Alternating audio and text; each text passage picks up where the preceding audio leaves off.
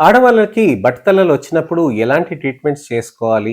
ఏ విధంగా ట్రీట్మెంట్ చేసుకుంటూ ఉండాలి? ఎప్పుడెప్పుడు చేసుకుంటూ ఉండాలి? ఎప్పుడు ఏది స్టార్ట్ చేసుకోవాలి? ఇప్పుడే స్టార్ట్ చేసుకోవాలా? ఆగొచ్చా కాసేపు నేను అని చాలామంది ఆలోచిస్తూ ఉంటారు. అసలుకి ట్రీట్మెంట్స్ అనేటివి చాలా ముఖ్యమైనవండి. ఒకవేళ మీకు జడ పల్చగవ్వటం, పాపిట వెడల్పై మీకు విపరీతంగా మాడు కనిపించటం, తలస్నానం చేసొచ్చినాక ఇంతకుముందు కనిపించినంతగా ఎక్కువగా కనిపిస్తుంది మాడు అనంటే మాత్రం మీరు తప్పకుండా ట్రీట్మెంట్ చేసుకోవాల్సిన అవసరం ఉంటుంది. అసలు ఎందుకొస్తుందనే దాని గురించని నేను మీకు పాత వీడియోల్లో ఎక్స్‌ప్లెయిన్ చేశాను. నా ఛానెల్‌కొచ్చి పాత వీడియోస్‌ని మీరు ఎక్స్‌ప్లోర్ చేస్తే మంచిగా తెలుస్తూ ఉంటుంది. అయితే మీకు వెంట్రుకలనేటివి ఎందుకు బట్టతలగా ఎందుకు మారిపోతూ ఉంటాయి, పల్చగా ఎందుకు అవుతాయి అనే దాని గురించని నేను చెప్తాను.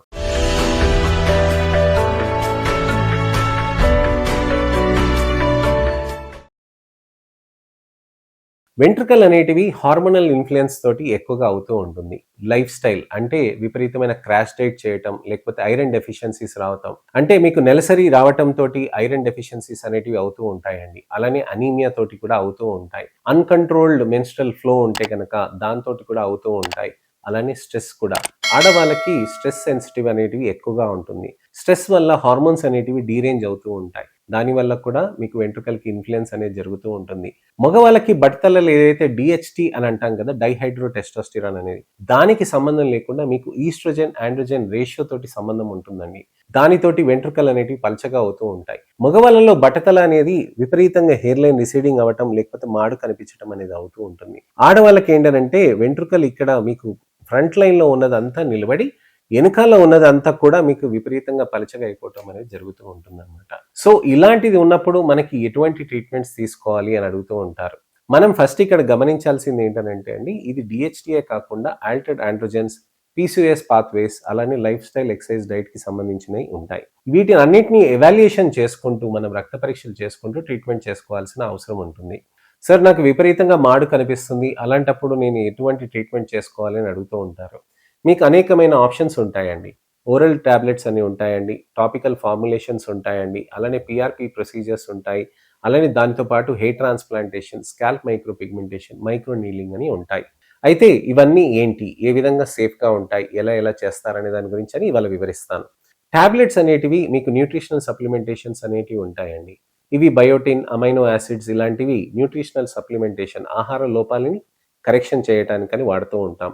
స్పైరనోలాక్టోన్ అని ఉంటుంది. స్పైరనోలాక్టోన్ ఏంటనంటే ఈ టాబ్లెట్ లో డోసేజ్‌లో తీసుకోవటం వల్ల మీకు వెంట్రుకల కుదుళ్ళ దగ్గర ఏదైతే హార్మోనల్ ఇన్‌ఫ్లూయెన్సెస్ ఉంటాయో దాన్ని ఒకింత వరకు కంట్రోల్ చేయగలుగుతూ ఉంటాం. అయితే ఈ స్పైరనోలాక్టోన్ అనేది మనం కొన్ని రోజుల వరకు మాత్రమే మనం యూజ్ చేస్తూ ఉంటాం. తర్వాత ఆపేస్తూ ఉంటాం. స్పైరనోలాక్టోన్ అనేది మనం ఖచ్చితంగా మనము ఒక విధంగా మీరు పాటిస్తూనే తీసుకోవాల్సిన అవసరం ఉంటుంది. డైరెక్ట్‌గా ఆన్‌లైన్‌లో తీసుకొని మనం చేయకూడదు. చాలామంది చెప్తూ ఉంటారు. ఇలాంటి టాబ్లెట్స్ వాడండి, అలాంటివి వాడండి అని చెప్తూ ఉంటారు. కానీ అది కరెక్ట్ కాదు. రెండోది ముఖ్యమైనది ఏంటనంటే టాపికల్ ఫార్ములేషన్స్. టాపికల్ అనంటే మనకి తలపైన పెట్టటానికని. తలపైన పెట్టటానికి మనకి చాలా పెప్టైడ్స్ అవైలబుల్ ఉంటాయి. కెరటిన్ పెప్టైడ్స్ అని ఉంటాయి. ఈ కెరటిన్ పెప్టైడ్స్ ఏం చేస్తుందనంటే మాడు పైన అప్లై చేసినప్పుడు అక్కడ కుదుళ్ళ దగ్గరికెళ్ళి కెరటిన్ ఏదైతే మనకి ప్రొడక్షన్ అవ్వటానికి అవుతుందో మూలకణాలు, మన వెంట్రుకల పక్కన మూలకణాలు ఉంటాయండి. ఆ మూలకణాలు ఆ కెరటిన్ పెప్టైడ్స్‌ని ఉపయోగించి ఇంకా ఎక్కువ కెరటిన్‌ని సింథసైజ్ చేసి జుట్టుని లావుగా చేయటానికని హెల్ప్ చేస్తూ ఉంటుంది. కొల్లాజెన్ పెప్టైడ్స్ అని ఉంటాయి. ఆ కొల్లాజెన్ పెప్టైడ్స్ వెంట్రుకల కుదుళ్ళ దగ్గర పక్కన మనకున్న కొల్లాజెన్‌ని స్ట్రెంథెన్ చేసి మంచి మైక్రో ఎన్వైర్న్‌మెంట్‌ని, హెల్తీ మైక్రో ఎన్వైర్న్‌మెంట్‌ని క్రియేట్ చేయటానికని హెల్ప్ చేస్తూ ఉంటుంది. ఇదే కాకుండా మినాక్సిడిల్ ఫార్ములేషన్ ఉంటుంది. మినాక్సిడిల్ ఏం జరుగుతుంది? మనకి చర్మం పైన పెట్టినప్పుడు లోపలికి ఇంకుతుంది.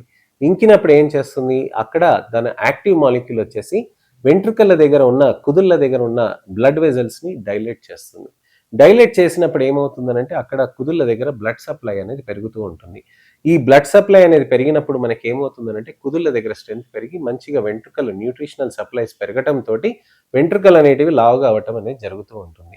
సో, ఈ విధంగా మార్పులనేటివి మినాక్సిడిల్ తీసుకొస్తూ ఉంటుంది. సార్, మినాక్సిడిల్ సేఫేనా? ఒకసారి వాడటం మొదలుపెట్టినాక విపరీతమైన హెయిర్ లాస్ అవుతుంది అని అంటారు చాలామంది అని అంటారు. మినాక్సిడిల్ ఎప్పుడైనా పెట్టాలన్నప్పుడు మీరు ఇలా మినాక్సిడిల్ తీసుకొని మొత్తం నూనె పెట్టినట్టుగా పెట్టకూడదండి. దానికి ఒక పద్ధతి ఉంటుంది. దానికి ఎలా చేయాలి? మాడులో ఒక భాగం వరకే పెట్టి నెమ్మదిగా దాన్ని స్ప్రెడ్ చేసుకుంటూ వెళ్ళాలి రోజుగా. అంటే ఇప్పుడు ఒక్క చోట మాత్రం మీరు పెట్టారు కదండీ! ఒక 3 రోజులు అక్కడ పెట్టి కొద్దిగా ఏరియాని ఇంక్రీజ్ చేస్తారు. ఈ ఏరియాని ఇంక్రీజ్ చేయటమే కాకుండా మనకి ఇంకొద్దిగా కూడా మినాక్సిడిల్ని కొద్దిగా ఇంక్రీజ్ చేస్తూ ఉంటారు. అలా రెండో రోజు, మూడో రోజు, నాలుగో రోజు అలా ఏరియా స్ప్రెడ్ చేసుకుంటూ 10వ రోజు వరకు మనం మొత్తం ఈ భాగం వరకు అంతా పెడతారు. విపరీతంగా హెయిర్ లాస్ అవ్వటం మొదలవుతుంది అని అంటే మీరు ఇమీడియట్‌గా ఆపేస్తే ఆ ఏరియా వరకే మీకు రెస్ట్రిక్ట్ అయిపోయి ఇమీడియట్‌గా రికవరీ అవుతుంది. మీరు మొత్తం మాడు పెట్టారంటే దాంతో డిస్టర్బ్ అవుతూ ఉంటుంది. అందుకోసమనే నేను మినాక్సిడిల్ ఇమీడియట్‌గా పెట్టనండి. దానికి ఒక పద్ధతి ప్రకారంగా చేయాల్సిన అవసరం ఉంటుంది. ఈ మినాక్సిడిల్ చాలా సేఫ్‌గా ఉంటాయి. ఆపేసినాక మనకి మళ్ళీ ఊడుతుంది కదా సార్ అని అంటారు. మినాక్సిడిల్ అనేటివి మనకి 50 ఏళ్ల చరిత్ర ఉన్నది. దానికి చాలా సేఫ్టీ ఉంటుంది. దానికి ఆ విధంగా ట్రీట్మెంట్ చేయటంతోటి కూడా మినాక్సిడిల్ ఎంతవరకైతే వాడతామో అంతవరకు వెంట్రుకలనేటివి గట్టిగా నిలబడతాయి. ఆ వెంట్రుకలు గట్టిగా నిలబడిన దానికి మినాక్సిడిల్ విత్‌డ్రా చేసినప్పుడు నెమ్మదిగా పల్చగై తర్వాత మామూలు స్థితికొస్తాయి. అంతేకానీ మీకు విపరీతంగా వర్సన అనేటివి ఎప్పుడు చేయవు. పెప్టైడ్స్‌లో ఇదొక అడ్వాంటేజ్. నెమ్మదిగా తీసుకొస్తుంది. ఆపినాక కూడా మనకి బెనిఫిట్ అలానే కొన్ని రోజుల వరకు ఉంటుందనమాట. సో, పెప్టైడ్స్ అనేటివి మనకి మంచి రిజల్ట్స్ అనేటివి ఉంటాయి. కొత్త ఫార్ములేషన్స్ వచ్చాయండి. మినాక్సిడిల్, పెప్టైడ్స్ ఇవన్నీ కాంబినేషన్‌లో కూడా మనకి చేస్తూ ఉంటారనమాట. సో, ఈ విధంగా మనకి ట్రాన్స్‌ఫర్మేషన్ చేయటానికని వెంట్రుకల దగ్గర మనకి టాపికల్ సొల్యూషన్స్ అనేటివి ఉంటాయండి. ఓరల్ మంచి బెనిఫిట్స్ ఉంటాయి. ఇవే కాకుండా ప్రొసీజర్స్ కూడా ఉంటాయి. పీఆర్‌పీ, మీసో, జీఎఫ్‌సీస్ అలానే మీసో డిటాచ్డ్, మీసో బైకాలిటమైన్ అలానే మీకొచ్చేసి ఎక్సోజోమ్ థెరపీస్ అనేటివి కొత్త రకమైన థెరపీస్ కూడా వచ్చాయి. చాలా మంచి రిజల్ట్స్ అనేటివి వస్తూ ఉంటాయన్నమాట. ఇక్కడ మనకి ముఖ్యంగా గమనించాల్సింది ఏంటనంటే ఎప్పుడు స్టార్ట్ చేయాలి ఈ ప్రొసీజర్స్‌ని? మీరు గ్రేడ్ 2లో ఉన్నారనంటే ఖచ్చితంగా మీరు స్టార్ట్ చేయాల్సిన అవసరం ఉంటుంది. సార్ ఏ వయస్సులో స్టార్ట్ చేయాలని అడుగుతూ ఉంటారు.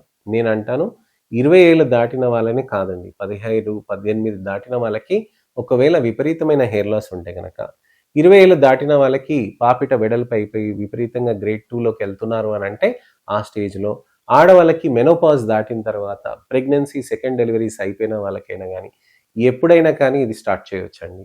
దాదాపుగా 18 ఏళ్ల వయసు నుంచి 67, 68 ఏళ్ల వయసు వరకు వాళ్ళకి ట్రీట్మెంట్స్ నేను చేశాను. 14, 15 ఏళ్ల వాళ్ళకి చాలా అరుదైన సందర్భాల్లో చేశాను.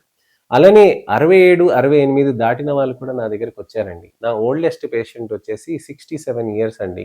తను వచ్చి నా దగ్గర గట్టిగా చెప్పారు. నాకు పీఆర్‌పీ చేయండి, ఇయన్నీ చేయండి. నాకు జుట్టు మాత్రం కావాలని తేల్చి చెప్పారు. తనకి నేను ట్రీట్మెంట్ చేశాను. చేసినాక తను చాలా హ్యాపీ ఫీల్ అయ్యారు. సంవత్సరంన్నర దాకా కూడా కంటిన్యూగా ట్రీట్మెంట్ చేసుకుంటూ ఉన్నారు. మంచి ట్రీట్మెంట్స్ తీసుకొని మంచిగా జుట్టు పెరిగింది. నేను చాలా హ్యాపీగా ఉన్నానండి అని చెప్పేసి ఎళ్లారనమాట. సో, జుట్టు వయసుకి సంబంధం లేదండి. తన జుట్టు తనకి కావాలని తను అడిగారు. అంతేగాని లావుగా ఇంకా మొత్తం జుట్టంతా రావాలి అని చెప్పి ఎప్పుడు అడగలేదండి.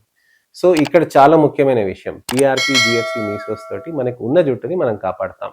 మరి పీఆర్‌పీ ఎలా చేస్తారు? మీ ఓన్ బ్లడ్ తీసుకుంటారు. బ్లడ్‌లోంచి మనకి ప్లేట్లెట్స్ అనే కణాలుంటాయి. ఆ కణాల నుంచి మనకి గ్రోత్ ఫ్యాక్టర్స్ రిలీజ్ అవ్వటంతోటి వెంట్రుకలనేటివి స్ట్రాంగ్ అవుతూ ఉంటాయి.